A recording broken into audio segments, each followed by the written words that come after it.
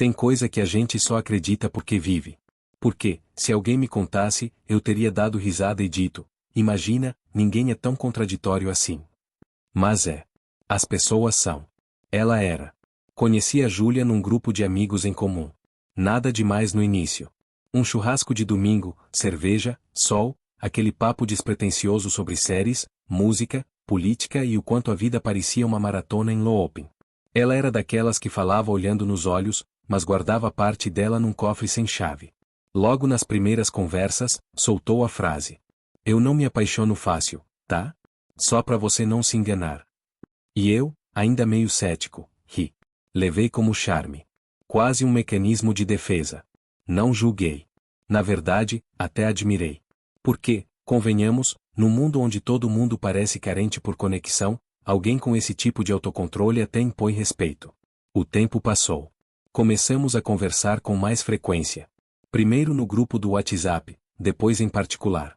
Trocávamos memes, confidências, links de músicas tristes de madrugada. Esse sempre é um sinal. Nos encontramos mais algumas vezes. Café, cinema alternativo, banca de sebo. Ela sempre mantendo o discurso. Você é legal. Mas eu sou difícil. Não me envolvo fácil. Me entrego só quando sinto confiança. E eu? Eu embarquei nisso. Achei que estava participando de uma história rara. Algo com mais consistência do que o comum. Nada de paixões de 3 dias ou amores instantâneos com prazo de validade. Comecei a conhecer os detalhes. O jeito como ela franzia a testa quando mentia. A mania de mexer no cabelo quando estava ansiosa. O medo que ela tinha de parecer vulnerável demais. Ela dizia que todos os caras com quem tinha se relacionado antes se apaixonavam por uma versão editada dela, a que ria alto, bebia pouco e parecia inatingível. E que eu era diferente. Que comigo, ela podia ser ela. Aos poucos, as fronteiras começaram a se dissolver. Dormíamos juntos às sextas. Depois aos sábados. Depois qualquer dia. Ela deixou escova de dente na minha casa. Depois uma blusa. Depois livros. Eu não pressionei. Nunca fui de cobrar rótulo. Mas no fundo, sentia que estava crescendo alguma coisa ali. Até que, sem aviso, tudo mudou. Uma noite, depois de dias sem se falar, resolvi perguntar: tá tudo bem? Ela visualizou e não respondeu. Esperei. 2 horas. Nada. No dia seguinte, mandei outra mensagem. Silêncio. Liguei. Chamou até cair. 2 vezes. 3. Sem retorno. No começo, a mente tenta ser racional. Deve estar ocupada. Tá na correria. Teve algum problema. Mas os dias passaram. E vieram as desculpas internas: talvez tenha ficado confusa.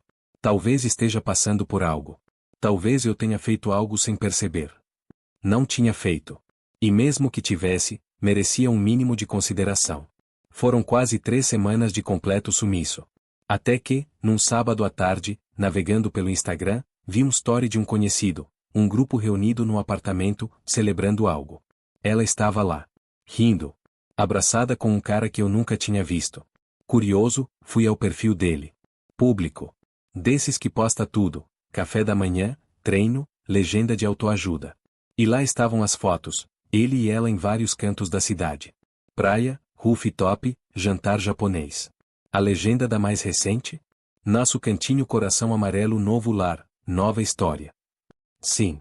A mulher que dizia que não se entregava fácil, tinha se mudado para morar com um cara que conheceu no Tinder. Na bio dele, uma data, desde 0403. Fui olhar no calendário. Eles se conheciam há menos de 2 meses. Ou seja, ela começou algo com ele quando ainda estava comigo. Enquanto eu achava que ela precisava de tempo, ela já estava investindo em outro lugar. Aquilo me engasgou. Não de ciúme, mas de incredulidade. Fiquei encarando o celular com a mão trêmula. Passando os stories, as fotos, os comentários. Amigos dela comemorando, emojis de coração, felicidades ao casal. Como se tudo tivesse sido conquistado de forma limpa, pura, leve. E eu? Eu era só o cara legal que serviu de trampolim emocional até ela encontrar alguém que causasse o tal frio na barriga que ela dizia não acreditar. Passei dias remoendo tudo. Lembrando dos detalhes. Do quanto ela se dizia fechada.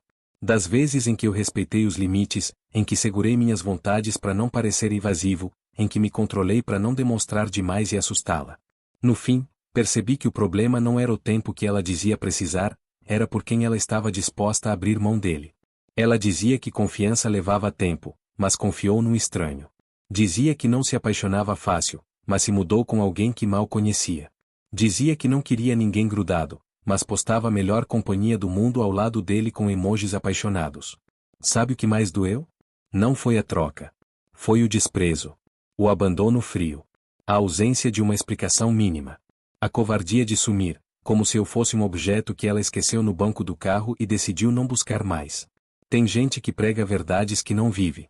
Que gosta de parecer difícil só para sentir que tem controle. Que faz discurso bonito, mas age na contramão. Com o tempo, aprendi a parar de procurar lógica no que não tem. Amor, ou o que parece com ele, não segue roteiro. Hoje, se eu a visse de novo, talvez não dissesse nada. Não por falta de palavras, mas por falta de vontade. Porque quem some sem aviso, se revela. Quem muda de vida em semanas, nunca teve raízes. Quem te usa como transição, não merece retorno. Ela dizia que não se apaixonava fácil. Mas, no fundo, só estava esperando o palco certo, o holofote certo, o filtro certo. E talvez, a plateia errada. E eu? Eu fui embora de cena antes do espetáculo terminar. Porque não sou figurante na história de ninguém.